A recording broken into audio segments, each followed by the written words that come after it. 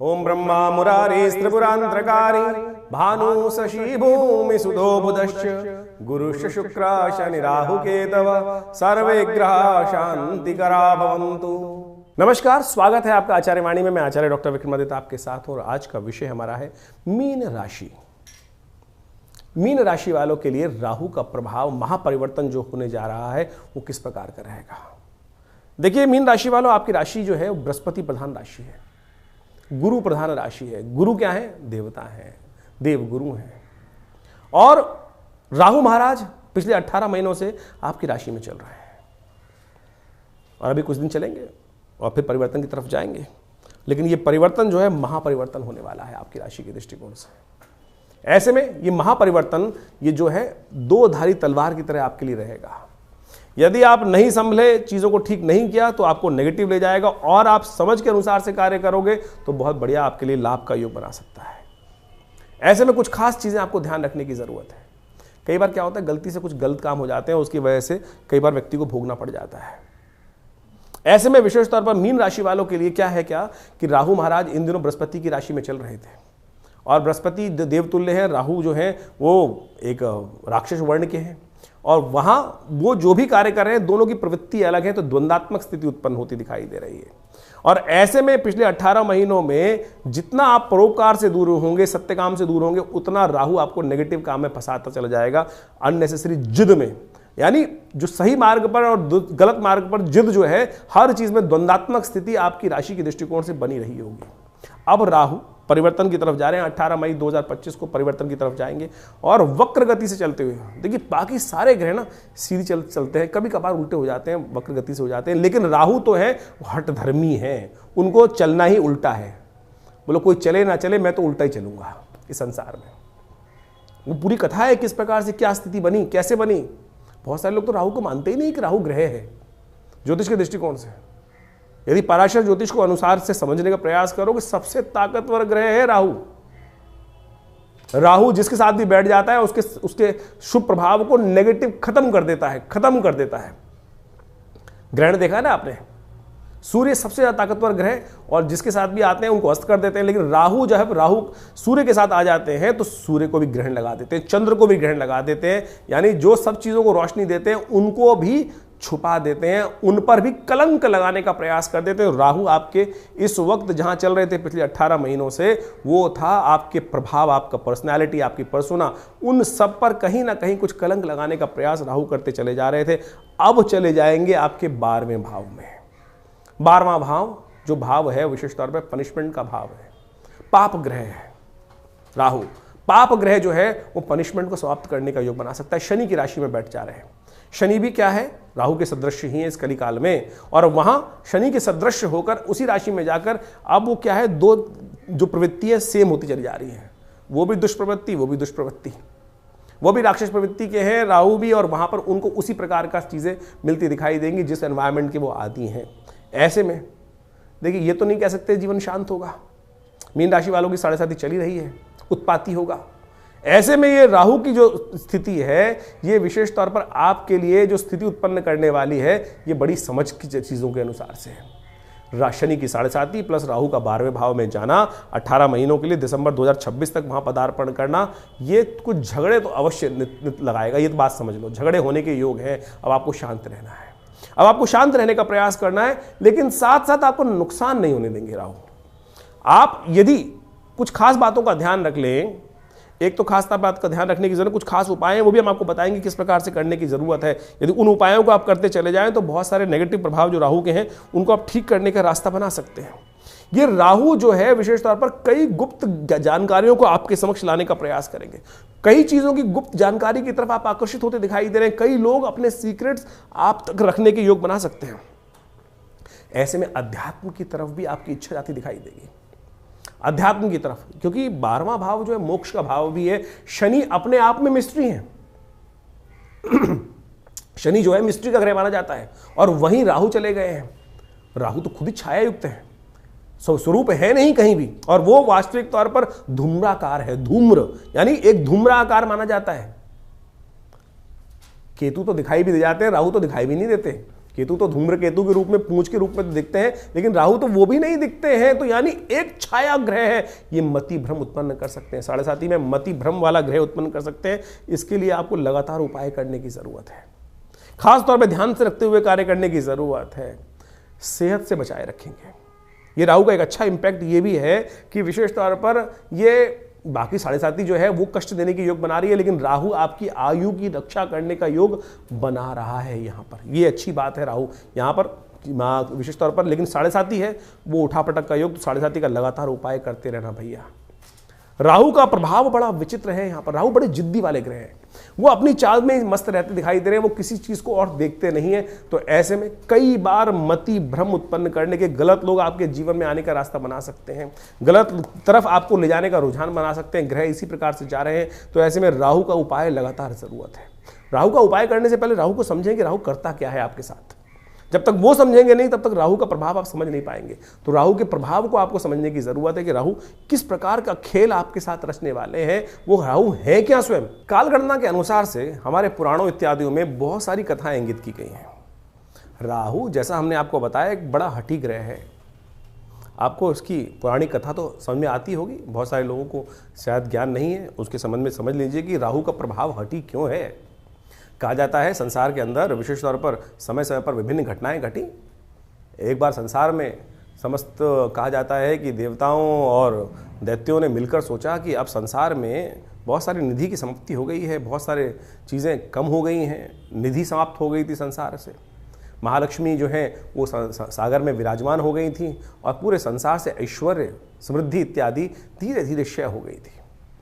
तो कहा जाता है कि आवश्यकता आविष्कार की जननी है। जिस प्रकार से तो देवताओं ने और दैत्यों ने मिलकर कुछ विचार किया, क्यों ना शोध किया जाए, मंथन किया जाए। तो उन्होंने सागर मंथन करने के लिए सुंदर व्यवस्था बनाई। जब सागर मंथन किया, उसमें से विभिन्न विभिन्न रत्न, 14 रत्न जिनके बारे में कहा जाता है, वो उपस्थित हुए। महालक्ष्मी उपस्थित हुई, चंद्रमा उपस्थित हुए, ऐरावत हाथी उपस्थित हुआ, उच्च श्रवा घोड़ा उपस्थित हुआ, काल जो जहर था वो उपस्थित हुआ, और साथ साथ अमृत भी उपस्थित हुआ। अमृत यानी वो तत्व जो इस संसार में अमरता को प्रदान करते हैं। हम सब मानव हैं और हम सब की इच्छा क्या होती है, किसी प्रकार भी संसार में मृत्यु लोक में आने के बाद जाए ना, अमृत तत्व किसी ना किसी प्रकार से मिल जाए। देवताओं और दैत्यों में भी यही बहस की मुद्दा बना। अमृत तत्व निकला जब मंथन से। रिसर्च करोगे तो कुछ ना कुछ, जब मंथन करोगे तो कुछ ना कुछ अमृत निकल के ही आएगा, कुछ ना कुछ लाभ प्राप्त होगा ही होगा। जैसे दूध को मथा जाए तो उसमें से मक्खन निकलेगा ही। हर एक की इच्छा होती है मक्खन को किसी प्रकार से उपयोग किया जाए, लेकिन जो ग्वाला होता है उसको निकाल कर बेच देता है, पैसा कमा लेता है उससे। उसी प्रकार से जब अमृत निकल कर आया तो अब देवताओं ने और दैत्यों में छीना झपटी शुरू हुई, और उस अमृत को प्राप्त करने के लिए कहा जाता है कि भगवान ने जब छुपा के बहुत दिन रखा गया, उसके बाद भी वो समाप्त नहीं हुआ द्वेष आपस में, तो भगवान नारायण उपस्थित होते हैं बीच में, और भगवान नारायण ने उपस्थित होकर सबको समझाया, देखो मैं बांटता हूँ, सबको इसको बांटने का प्रयास, सुंदर रूप से व्यवस्था बनाई, और मोहिनी रूप भगवान ने धरा और कहा। भगवान अब सोचे कि बहुत सारे लोग भ्रांति उत्पन्न कर सकते हैं कि मोहिनी रूप धर के तो एक तरह से छल किया गया है। देखिए एक बात समझ लें, जो इस बात को प्रतिपादित करना चाहिए, छल नहीं था, सत्य था। इसलिए था कि दैत्यों को अगर आप दे देते, गलत व्यक्ति के हाथ में अगर पावर दे दोगे, इस वक्त विश्व की सबसे बड़ी जो मिसाइलें हैं किसी गलत व्यक्ति के हाथ में आ जाएं, तो वो क्या करेगा, विश्व को डरा धमका कर सब कुछ अपना वर्चस्व स्थापित कर लेगा। तो भगवान नारायण ने जो सुंदर व्यवस्था बनाई कि अमृत तत्व का उपयोग दैत्य किस प्रकार से करेंगे, देवता किस प्रकार से करेंगे, वो पहले से ही अच्छे से समझते थे। तो उन्होंने सुंदर व्यवस्था को बनाने का प्रयास किया कि दैत्यों को किसी प्रकार भी अमृत नहीं मिलना चाहिए। उन्होंने देवताओं को और दैत्यों को अलग अलग पंक्ति में बिठाया, और कहा जाता है कि जैसे ही वो अमृत तत्व उनको पिलाते थे, और देवताओं को अमृत पिलाते चले जा रहे थे, और जब अपनी माया से वशीभूत करके दैत्यों को सुरा यानी कुछ साधारण जल जो था वो पिलाते चले जा रहे थे। सबको लग रहा था कि अमृत तत्व प्राप्त हो रहा है, लेकिन भगवान का जो स्वरूप था मोहिनी अवतार में सारे संसार को मोहित कर कर इस प्रकार की व्यवस्था बना रही थी। कहा जाता है एक राक्षस था, शास्त्र में उसकी अनेक अनेक कथाएं हैं, लेकिन हमने जितना अध्ययन किया, स्वर्ण नाम का एक राक्षस था। स्वर्ण नाम का एक राक्षस था, उसने इस छल को देख लिया, पहचान गया भगवान को कि भगवान क्या कर रहे हैं कि देवताओं को अमृत पिला रहे हैं और जो दानव हैं, दैत्य हैं, उनको अमृत की जगह कुछ और पिलाया जा रहा है और समझ में किसी को आ नहीं रहा है। तो वो चुपचाप उस पंक्ति से, दैत्यों वाली पंक्ति से निकल कर, कहा जाता है कि देवताओं की पंक्ति में स्वर्ण नाम का राक्षस जो था, दैत्य था, और कहा जाता है वो उत्पन्न ऋषि कश्यप से हुआ था और सिंहिका नाम की उसकी माता थी, और वो वहाँ कश्यप गोत्र है उसका, जो राहु है उसका कश्यप गोत्र माना जाता है। कहा जाता है कि वो वहाँ जाके देवताओं की पंक्ति में बैठ गया, और जैसे ही वो बैठा जाकर और भगवान पिलाते पिलाते उसकी बारी आ रही थी, ये छल जो था, ये सांप जो किया इसने, जो स्वर्ण नाम के राक्षस ने देवताओं की पंक्ति में आके बैठने का, ये पहचान लिया किसने? सूर्य ने और चंद्रमा ने।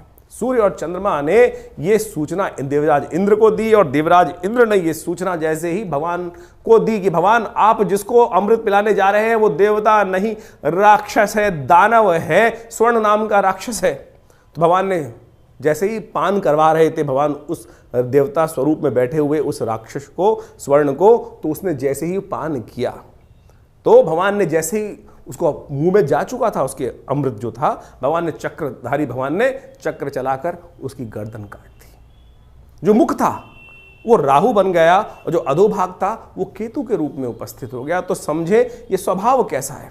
अब यहां राहु की उत्पत्ति हो जाती, ये है राहु। राहु की हठता थी, अमृत तत्व, अमृत का पान कर चुका था तो इसलिए अमर हो गया। हमेशा बहुत सारे लोग राहु को मानते नहीं है कि ग्रह है। अरे भाई, वो वास्तविक छाया नहीं, वास्तविक सत्य है, हठी है। आपकी राशि में जिस प्रकार का प्रभाव उत्पन्न करेगा आपको समझना चाहिए। ये पुरानी कथाओं को आदि भौतिक आदि दैविक रूप से यदि आप उसको सत्य को समझ लें तो जीवन में उस वास्तविकता को क्या प्रभाव उसका होगा, यहीं से प्रभाव निकल कर आएगा। वो राहु का जो प्रभाव है छल रूप से करके, यानी क्या छला उसने? अपने उस मंतव्य को पूर्ण करने के लिए उस राक्षस योनि से हटकर देवताओं की पंक्ति में जाकर बैठ गया और भगवान तक को, सोचें कितनी बड़ी सुंदर ये कथा क्या समझा रही है कि भगवान तक को, यहां भगवान ने नहीं छला, यहां भगवान तक को छलने के लिए राहु उपस्थित हो गया। तो राहु इस प्रकार का ग्रह है कि जो आपको, किसी भी धर्मात्मा व्यक्ति को छल सकता है अपनी हठता को पूर्ण करने के लिए। तो इस भाव को समझें कि राहु क्या प्रभाव आपके जीवन में उत्पन्न कर रहा है। ये हमने जो राहु का ग्रह का प्रभाव आपको बताया ना कि आपकी राशि के अनुसार से आपकी जन्मपत्री में किस भाव में कहां बैठकर किस प्रकार का प्रभाव उत्पन्न करेगा, क्या कराएगा आपके लिए। तो सत्य रूप में इस कथा को हमने इसलिए उपस्थित किया है कि वो आप समझ सकें। राहु का प्रभाव नेगेटिव भी होता है, पॉजिटिव भी होता है। हर व्यक्ति के अनुसार से ऐसा नहीं है कि नेगेटिव ही होगा। तो आपकी राशि के अनुसार से जो प्रभाव हमने समझाया है उसके लिए आपको सही रूप से कुछ उपायों की आवश्यकता है। तो मीन राशि वालों, आप राहु को खास तौर पे समझने का प्रयास करें कि राहु क्या प्रभाव कर रहा है। राहु आपकी 12वें भाव में जब पदार्पण करेंगे महापरिवर्तन के साथ साथ 18 मई 2025 में, तो ये आपके जीवन में कुछ नई उलझनें उत्पन्न करते दिखाई दे रहे हैं। झगड़े आम करा सकते हैं लोगों के साथ, साढ़े साथी, और साथ में इन राहु के 12वें भाव का प्रभाव जो है वो कहीं ना कहीं द्वंद्वात्मक स्थिति में आपको उत्पन्न करता दिखाई दे रहा है। लेकिन एक बात अच्छी बात है, उसमें अंत में विजय देने के योग भी बना सकता है राहु आपके लिए। ऐसे में अध्यात्म की तरफ ले जाने का योग बना सकता है आपके लिए राहु। ऐसे में विशेष तौर पर आकर्षित कर सकता है बहुत सारी हिडन चीजों की तरफ, कुछ गए नए रहस्यों के उद्घाटन की तरफ आपको लगा सकता है। और ऐसे में राहु की दृष्टि जो है वो भी जहां पड़ रही है वो शत्रु तो समाप्त करने का योग बनाएगी। ये बड़ी अच्छी बात है राहु की। राहु आपके नुकसान से आपको कराने के योग तो दे रहा है, लेकिन साथ साथ शत्रुओं को काटने का प्रयास करेगा। आप अपने शत्रु स्वयं ना बन जाएं, इस बात का ध्यान रखना है। ऐसे में एक उपाय ध्यान रखिएगा, जहां भी गरीब कन्याओं का विवाह करने का योग बन रहा हो, कोई गरीब आपको अपॉर्चुनिटी मिल जाए किसी गरीब कन्या की सेवा करने का, गरीब कन्या का आशीर्वाद लेने का, जरूरतमंद व्यक्ति का आशीर्वाद लेने का। कन्या, बहुत सारे सामूहिक विवाह होते हैं, अपने द्वारा वहां एक काम करें कि विशेष तौर पर कभी कन्यादान करने का प्रयास कर लें। अकाट्य प्रयोग बता रहे हैं हम आपको, अकाट्य प्रयोग बता रहे हैं। यदि ये उपाय आप कर लें तो आपकी बहुत सारी समस्याओं को ठीक करने का योग ये राहु महाराज आपको खास तौर पर उत्पन्न कर सकते हैं। तो आप विशेष तौर पर इस उपाय को अवश्य करने का प्रयास करें। अष्टमी या नवमी जब भी महीने में आए उस दिन विशेष तौर पर गरीब जरूरतमंद लोगों की कन्याओं को विशेष तौर पर सेवा करने का प्रयास करें, वस्त्र इत्यादि दान करने का प्रयास करें। राहु के मंत्र का जप, ओम भ्रांग भ्रींग भ्रौंग से राहवे नमः, इस मंत्र का जप जितना हो सके वो करने का प्रयास कीजिए। यदि ये जप कर लें तो बहुत अच्छा रहेगा। एक काम और कर सकते हैं, शाम के समय प्रदोष काल में भगवान आमतौर पर मंदिर में लोग सुबह सुबह हो आते हैं, लेकिन राहु के नेगेटिव प्रभाव को दूर करने के लिए इस वक्त तो 7:30 भी चल रही है आपकी। ऐसे में कोशिश ये करें राहु और शनि के नेगेटिव प्रभाव को दूर करने के लिए हनुमान जी के मंदिर में जाकर, जहाँ शिव का भी शिवलिंग विद्यमान हो, वहाँ पर जाके उनका पूजन, और हनुमान जी के मंदिर में शनिवार के दिन अवश्य उनका विशेष तौर पर चूल्हा चलाने का कार्य कर लो। शनि का प्रभाव भी ठीक होगा। और एक काम और करिएगा, 2-3 बार साल में अवश्य अपने वजन के बराबर अनाज दान, सतनाजा दान करने का प्रयास कीजिएगा। यहाँ पर चोट एक्सीडेंट लगने के योग दिखाई देते हैं, उनसे बचने के लिए, शरीर की आयु की रक्षा, शरीर के एक्सीडेंट से, चोट लगने से रक्षा करने के लिए ये उपाय बहुत ज़रूरी है। इनको करने का प्रयास कीजिए। आशा करते हैं इससे बहुत सारे, इसके अलावा बहुत सारे और उपाय भी हैं, वो भी जान लीजिए आप। राहु ग्रह को ठीक करने के लिए शास्त्र में अनेक उपाय बताए गए हैं। राहु ब्रह्मकारक ग्रह है। राहु वास्तव में मिथ्यात्मक ग्रह है। राहु बड़ा महत्वाकांक्षी है, और इन सब का प्रभाव राहु पर जब पड़ता है तो उसके लिए ठीक करने के लिए देखिए, सकल पदार्थ हैं जगमाही, कर्महीन पुरुष पावत नाहीं, ये तुलसी बाबा ने बहुत सोच समझ के एक बात लाइन लिखी है। और उन सब उपायों को किस प्रकार से ठीक रूप से किया जाए, अब आपकी राशि के अनुसार से आपने राहु का पूरा प्रभाव समझा, कुछ विशेष उपाय भी किए, लेकिन कुछ जनरल उपाय भी हैं शास्त्र के अनुसार से। कुछ जनरल उपाय इतने बढ़िया रूप से हैं कि यदि राहु ग्रह के दुष्प्रभाव को ठीक करने के लिए, अब क्या है कि जैसे दवाइयाँ होती हैं, वो एक ही दवाई तो है नहीं कि एक ही दवाई को खाएंगे ठीक कर लेंगे। अब हर भ्रांति के व्यक्ति को ठीक करने के लिए 5 उंगलियां बराबर नहीं है, अरबों लोग हैं, और अरबों लोगों के हिसाब से अनेक उपाय। किसकी भ्रांति, किसी की दीक्षा, किसी का मंत्र में इच्छा ना हो तो राहु का उपाय कैसे करेगा, किसी की किसी और चीज में इच्छा ना हो तो वो कैसे राहु का उपाय ठीक करेगा। तो हम अनेक उपाय आपके समक्ष उपस्थित कर रहे हैं। देखिए, वैसे तो सबसे श्रेष्ठ जो है वो जो उपाय है राहु के, वो तो मंत्र, दान और साथ में औषधि विज्ञान के अनुसार से जो उपाय बनते हैं वही बनाने चाहिए। 3 तरह के उपाय शास्त्र में सुंदर रूप से प्रमाणित जो बताए गए हैं, 3 कैटेगरी के उपाय, वो है सबसे पहला मंत्र, फिर दान, और उसके बाद औषधि, प्रकृति से जो औषधि उत्पन्न होती हैं वो सब राहु के नेगेटिव प्रभाव को ठीक करने के लिए बहुत अद्भुत कार्य करती हैं। उन सबको सही समय पर सही रूप से कर लिया जाए तो बहुत अच्छे से लाभ मिलता है। सबसे पहले तो ये समझने का प्रयास करना चाहिए कि राहु हमारी कुंडली में नेगेटिव प्रभाव कर रहा है या हमारी कुंडली में पॉजिटिव प्रभाव कर रहा है। एक बात सीधी तरह से हम आपको सिद्धांतिक तौर पर समझा देते हैं। राहु का संबंध बिल्लियों के साथ होता है। देखिए, यदि आपकी कुंडली में राहु नेगेटिव चल रहा है तो देखिएगा आपके घर के आसपास या तो बिल्लियां रो रही होंगी, बिल्लियां लड़ रही होंगी, रात्रि में बिल्ली के रोने की आवाज़ आती है, बिल्ली के लड़ने की आवाज़ आती है, तो समझ लेना चाहिए आपका राहु का प्रभाव कहीं ना कहीं नेगेटिव चल रहा है। कहीं ना कहीं राहु का प्रभाव आपकी कुंडली में नेगेटिव है। और यदि आप अध्यात्म से विमुख हो रहे हैं, राहु का प्रभाव एक सबसे बड़ा है, राहु ग्रहण कारक ग्रह है। राहु सूर्य को भी ग्रसित कर लेता है, जैसे हमने आपको समझाया। नैसर्गिक दृष्टिकोण से सबसे ताकतवर ग्रह माना जाता है राहु ग्रह। कोई उसके आगे चलता नहीं है किसी का बस। यानी सबसे ज्यादा प्रभाव क्या होता है, सूर्य का ग्रह का प्रभाव होता है। सूर्य किसी हर ग्रह को अस्त कर सकते हैं, लेकिन राहु जिसको छायात्मक ग्रह रूप में माना जाता है, कई लोग तो मानते भी नहीं है। बहुत सारे लोग ये भ्रांति उत्पन्न करते हैं राहु ग्रह थोड़ी है, छाया है वो तो। अरे भैया, राहु का प्रभाव नैसर्गिक दृष्टिकोण से यदि आप पढ़ोगे, ज्योतिष की गणनाएं सीखोगे, तो सबसे ज्यादा नैसर्गिक दृष्टिकोण से बलशाली ग्रह जो है वो राहु ही माना जाता है। और कहा जाता है, जिस प्रकार समझें कि राहु सूर्य को भी ग्रसित कर लेता है। अभी हमने आपके समक्ष जो कथा उपस्थित करी, सूर्य राहु, जो राहु है वो सूर्य और चंद्र, क्योंकि उनकी आपस में परम शत्रुता है। राहु के 3 शत्रु माने जाते हैं वैसे तो। जी हाँ, राहु के 3 शत्रु माने जाते हैं, सूर्य, चंद्र और केतु भी, क्योंकि बिल्कुल उल्टा प्रभाव है। राहु के बिल्कुल स्वभाव से उल्टा प्रभाव है केतु की। हम कभी गणना करेंगे, बताएंगे आपको। लेकिन इस वक्त समझे कि जब राहु जो है सूर्य को ग्रसित कर लेता है, ग्रहण लगा देता है। जो सूर्य सबको अस्त करता है उसको अस्त कर देता है, फिर चंद्र ग्रहण लगा देता है, तो सबसे ज्यादा बलशाली ग्रह माना जाता है। तो इसका प्रभाव बिल्कुल अवश्य होता है हर व्यक्ति के ऊपर। तो इसके प्रभाव को ऐसा हल्का नहीं समझना चाहिए। तो इस प्रकार से बहुत सारे उपाय शास्त्र में वर्णित हैं, उनको हम आपके समक्ष रखने का प्रयास करते हैं। उनमें से अनेक उपाय शास्त्र के अनुसार से कर सकते हैं। अब ये बात समझे कि जो किस प्रकार से कब किया जाए उपाय। देखिए, हर ग्रह का समय है, हर ग्रह की एक दिन माना जाता है। जैसे सूर्य का सूर्यवार संडे है, सूर्य रविवार उसको बोला जाता है, चंद्रमा का सोमवार है, मंगल का मंगलवार है। इसी प्रकार से अब राहु और केतु का कोई ग्रह तो है नहीं, कोई समय तो है, कोई दिन तो है नहीं। लेकिन राहु का जो समय है वो है प्रदोष काल, सायंकाल जो प्रदोष काल है। सूर्य अस्त जब हो जाते हैं, अंधेरा नहीं होता है, जो वो करीब 2 घड़ी का आसपास का समय, 45 मिनट के आसपास का समय, वो राहु का वास्तविक समय माना जाता है, जिसको पक्की शाम बोला जाता है। तो ऐसा समय जो है वही प्रदोष काल है। इसलिए संबंध किससे निकला?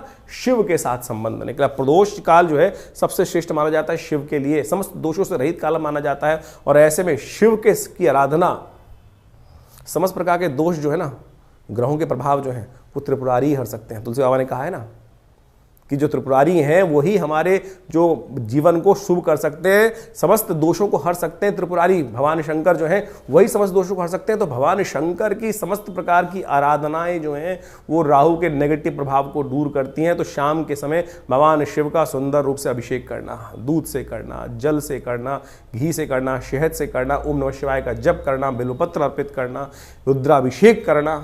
उपयुक्त ब्राह्मणों के द्वारा जब राहु का नेगेटिव प्रभाव चल रहा हो तो क्या कर लें? सबसे पहले रुद्राभिषेक कर लें भगवान का। ये बड़े सुंदर रूप से कार्य कर सकता है।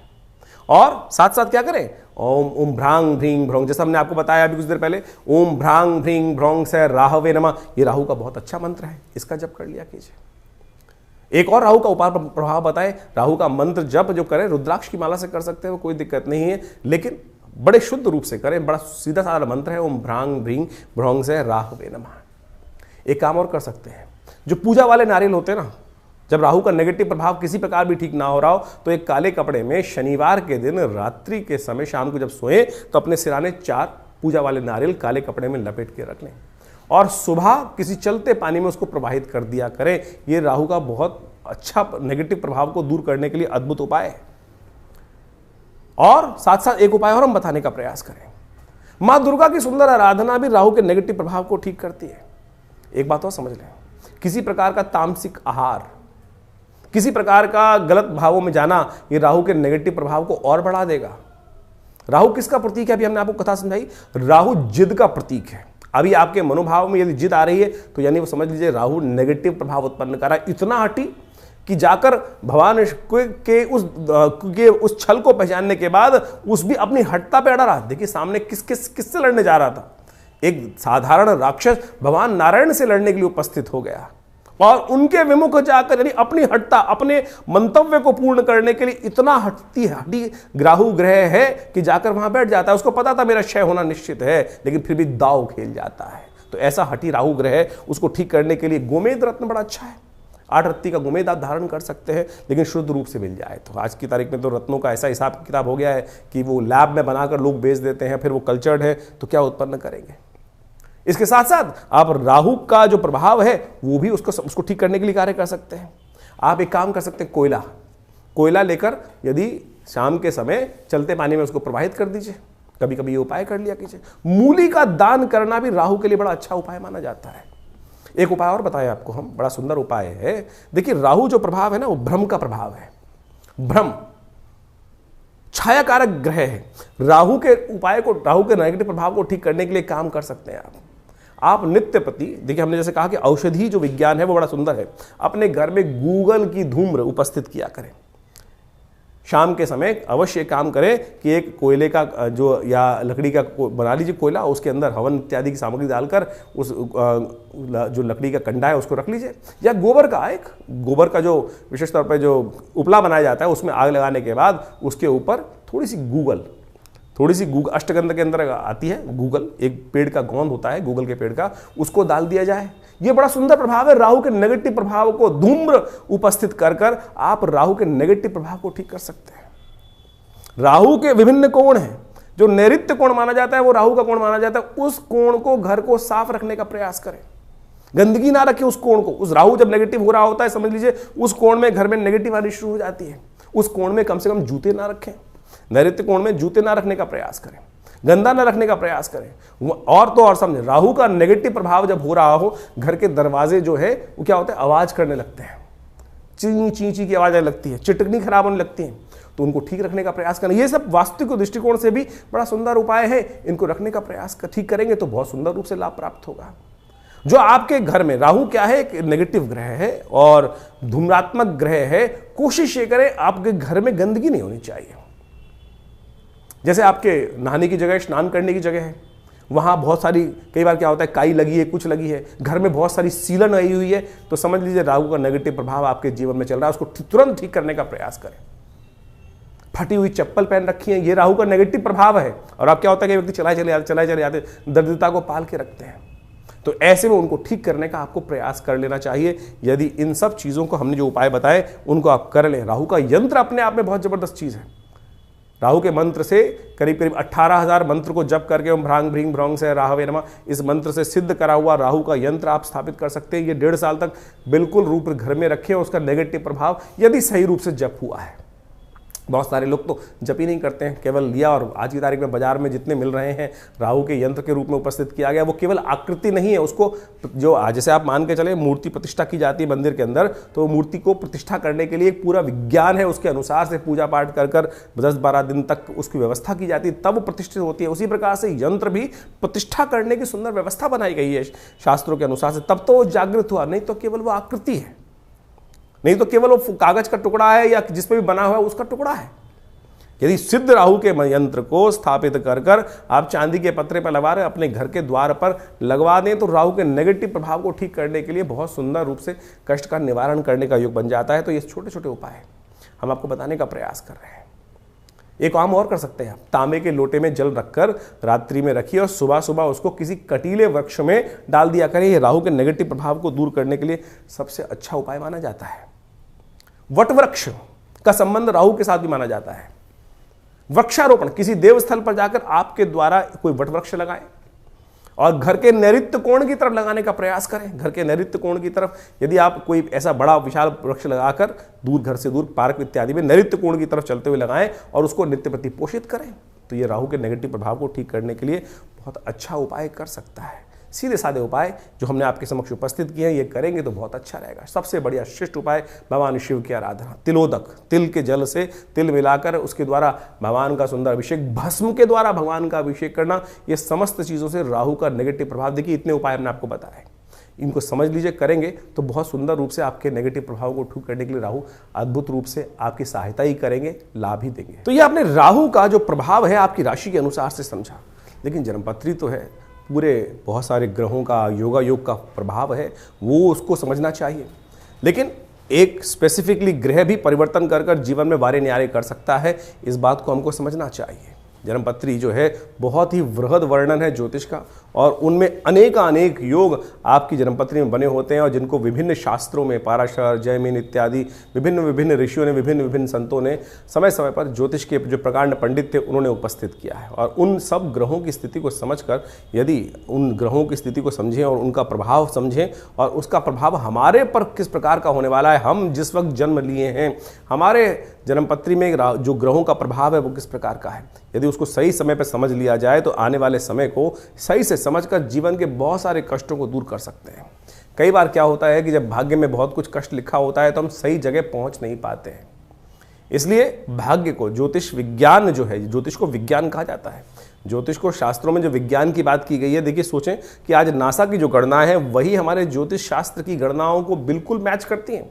चाहे वो ग्रहण का प्रभाव हो, चाहे वो ग्रहों की दूरी हो, चाहे वो ग्रहों की गति हो, चाहे वो ग्रहों का जिस प्रकार से अस्त होना, दिखाई देना, किस प्रकार का योगा योग बनना है, कब, आज नहीं 100 साल बाद का भी गणना ज्योतिष शास्त्र के अनुसार से बताई जा सकती है, और वो बिल्कुल एग्जैक्टली मॉडर्न एस्ट्रोनॉमी के पॉइंट ऑफ व्यू से बिल्कुल एग्जैक्ट बैठती हैं। तो आप इस बात को सत्य रूप में समझ लें कि ज्योतिष के प्रकांड पंडित जिन्होंने इस संपूर्ण ज्योतिष विज्ञान की संरचना अनादिकाल से करी, अनादिकाल से, कोई इसको गणना की जाए कि 100 साल, 500 साल पहले, 1000 साल पहले या 2000 साल पहले, नहीं, अनादिकाल से भारत के अंदर वेद विज्ञान के अनुसार से जो सृष्टि संवत लिखा गया है वो करोड़ों में है, और उसके अनुसार समझ सकते हैं कि हमारी काल गणना बिल्कुल एग्जैक्ट कहाँ से रही। हम विकसित थे, विकसितता की तरफ चलते चले जा रहे हैं, और ज्योतिष की महत्ता इसी बात से प्रपूरित हो जाती है कि ज्योतिष की जो गणनाएं हैं वो बिल्कुल आज मॉडर्न साइंस के अनुसार से एग्जैक्ट बैठती हैं। तो इस बात को हमें ज्योतिष विज्ञान को समझना चाहिए और ग्रहों की गणना के अनुसार से चीज़ों को समझते हुए कार्य कर लेते हैं। बहुत सारे लोग विडंबनाएं मन में उत्पन्न कर सकते हैं कि सब बकवास है, कुछ नहीं है, क्या नहीं है। ऐसे तो मॉडर्न जो हेल्थ पॉइंट ऑफ व्यू से जो मॉडर्न विज्ञान है उसके अनुसार भी बहुत सारी चीज़ जंजाल बन जाती हैं, और लेकिन जब भाग्य होता है तो सही दिशा, सही डॉक्टर पे व्यक्ति पहुंच जाता है और उसके द्वारा बताए गए निदान को प्राप्त कर आरोग्यता प्राप्त कर लेता है। वही ज्योतिष विज्ञान है कि सही समय पर हमें सही समय की चाल समझ में आ जाए और उसका प्रभाव हमारे जीवन पे किस प्रकार का प्रभाव होने वाला है वो समझ में आ जाए, तो हम जीवन के वारे कष्टों को दूर कर सकते हैं, वारे न्यारे कर सकते हैं। तो इसलिए अपनी ज्वरम पत्री को समय समय पर दिखाते रहना चाहिए। ये जो हम लगातार संवाद आपके समक्ष अपने चैनल के माध्यम से उपस्थित करते रहते हैं, बताते रहते हैं ग्रह गणनाओं के बारे में। अब देखिए यहाँ पर तो राशि के अनुसार ही बताना पड़ेगा, यहाँ तो ग्रहों की चाल के अनुसार ही बताना पड़ेगा। क्यों? क्योंकि अरबों लोग हैं संसार के अंदर, हर एक का भाग्य अलग है। बिल्कुल जो आपके मन में प्रश्न उठ रहा है कि हम जो ज्योतिष की राशि के अनुसार से बात करते हैं तो 12 राशियों में पूरे संसार को नहीं बांट सकते, बिल्कुल सही बात है कि उसको, लेकिन आउटर पेरिफेरियल तो सेट कर सकते हैं। क्या योग है, वो उस योग के अनुसार से समझ तो आ सकती है चीजें, लेकिन आपकी जन्मपत्री में किस प्रकार का योग कैसा बनने वाला है, कब बनने वाला है, उसको क्या निदान किया जाए, उसके लिए आवश्यकता है कि जो पर्सनल जो कंसल्टेशंस होती हैं, जन्मपत्री में विचार विमर्श किया जाए, वो समय समय पर परिवर्तन होता रहता है। और उसके लिए आप समझें, जानें, और उसके लिए पर्सनली आप आश्रम पे आ भी सकते हैं, संपर्क साध सकते हैं। यह आश्रम जमुनापार दिल्ली में स्थित है, विवेकानंद योगाश्रम, और यहाँ पिछले करीब 60-70 सालों से विभिन्न पराविद्याओं पर शोध चलता है। आचार्य श्री केशव देव जी महाराज के सानिध्य में रहकर हमको ये सुख प्राप्त हुआ कि जिसके द्वारा हमने इस ज्योतिष विज्ञान को उनसे बाल्यकाल से ही सीखा, समझा और उन विवेचनाओं को उपस्थित किया, बहुत सारे शोध किए, बहुत सारे मंत्रों का उपचार किया, बहुत सारे यज्ञ इत्यादि आज भी उसी रूप में चलते हैं। नित्य प्रति 8 घंटे यज्ञ चलता है विवेकानंद योगाश्रम में, जो आचार्य श्री केशव देव जी महाराज के द्वारा स्थापित किया गया। आप भी उस यज्ञ में समय समय पर जो कार्यक्रम होते हैं उसमें आगे स्थित हो सकते हैं। विभिन्न ग्रहों के उपचार किए जा सकते हैं, विभिन्न ग्रहों की जो समस्याएं हैं उनके निदान जो है ना वो अनेक रूप से बताए गए हैं। सबसे बढ़िया मंत्र जप, यज्ञ, यंत्र, दान इत्यादि बताए गए हैं। औषधि के अनुसार से बहुत सारे उपाय बताए गए हैं, उन सबको हम समय समय पर आपके समक्ष उपस्थित करते रहते हैं। तो आप इस संस्थान पर आकर माँ भगवती का सुंदर श्री विग्रह जो विराजमान है उनके भी दर्शन कर सकते हैं। और उन्हीं का प्रभाव है कि जो आज इस तपस्थली पर नित्य प्रति 8 घंटे यज्ञ चलता है, भगवान की कृपा से समस्त रूप से बहुत बड़ी गौशाला है और वहाँ पर भी गौ सेवा इत्यादि के कार्य किए जाते हैं। औषधालय है जो योग, प्राकृतिक चिकित्सा, आयुर्वेद, फिजियोथेरेपी, एलोपैथिक को इंटीग्रेट करके हम बहुत सारे रोगों का निदान करते हैं। भारत सरकार के पैनल पर हैं, भारत के जो एक्रेडिटेशन अथॉरिटी है NABH, उससे एक्रेडिटेड हॉस्पिटल है, यानी मॉडर्न फैसिलिटी के साथ साथ इस संस्थान को बनाया गया है। आप इन समस्त चीज़ों का लाभ लेते हुए आप इस संस्थान से जुड़ें। धन्यवाद।